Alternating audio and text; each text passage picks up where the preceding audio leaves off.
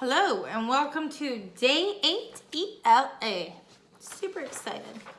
All right, so on page 17 it says helping verbs help the main verb. The main verb is your main action, okay? Your main verb is your run, your sit, your scare. So the main verb shows the action. In each sentence, underline the main verb and then circle the helping verb. Looks like a helping verb can sometimes be more than one word. So, example, it has been raining for 5 days. So, they circled has been as your helping verb and underline raining. So, helping verbs help the main verb to describe the action. If it says it's been raining or raining for 5 days, has been has to show that it's been 5 days. I just choked on water before I started this. Sorry. Okay, so that action happened in the past or is happening in the present or will happen in the future. So we use helping verbs in the past, present, and future, and it helps describe when these happen too. So here are a list of helping verbs that I will also put on Google Classroom. Am, do, might. Are, does, must. Be, going to, need. Be able to, had, ought to. Been, had, better, shall. Being, has, should. Can, have, was. Could, have to, were. Dare, is, will, did, may, would. Okay, and sometimes those can be put together. So has been, has, I'm reading them backwards.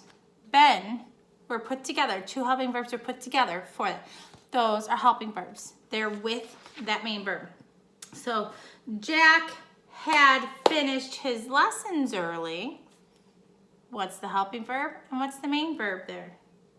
I'm going to have you look at that list again. What is that? Well, our action is finished. So we can underline finished. That is our action. But had is our helping verb. And it's on here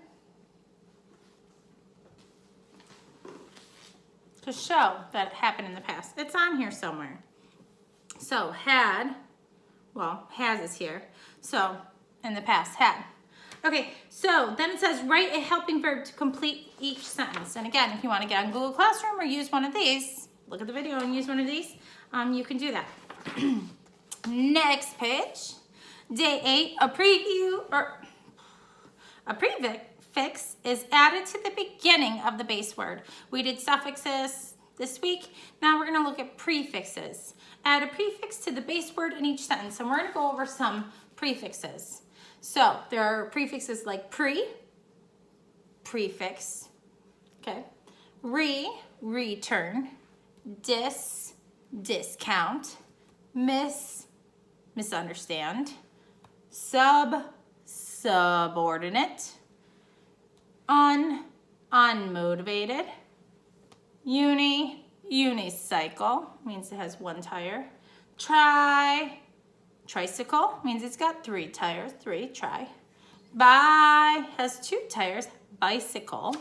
So those are examples of some prefixes. So you're going to add a prefix to the beginning of the word. So number 9 says the blank game practice always comes before the game. So what prefix would I use for the what game practice always comes before the game? Brian, what do you think? What was the question? Oh, what would you put as a prefix for the what game practice always comes before the game? Show that it happens before the game. Pre-game? The pre-game. Well done. Well done, Brian. So, the pre-game. So Brian just gave you number 9. All right, thanks, Bri. Pleasure to have you on my show today.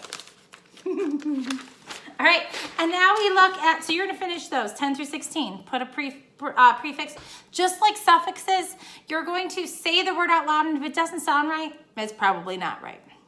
So say the sentence, and if you say, I don't think that makes sense. Or if somebody looks at you like, you might want to try a different prefix there.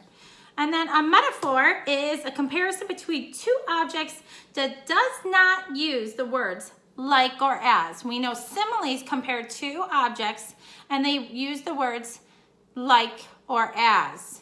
But metaphors compare two objects, but they do not use like or as. And I'm actually going to put on Google Classroom our figurative language rap video so you can do it because we actually listen to the figurative language rap quite a bit and it really sticks in your head.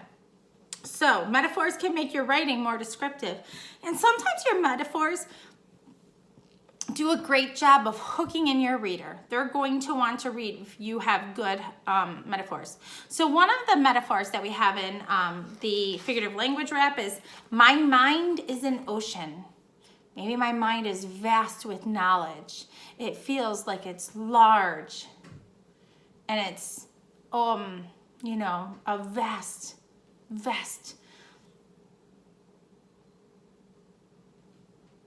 body of knowledge. So my mind is an ocean. What about the classroom was a zoo? Were there actual monkeys hanging from the ceiling and giraffes eating the bulletin board off? No. It just means it was crazy. And people were all over and they weren't acting. They were acting like animals. One that I had read that I loved said, my teacher is a dragon.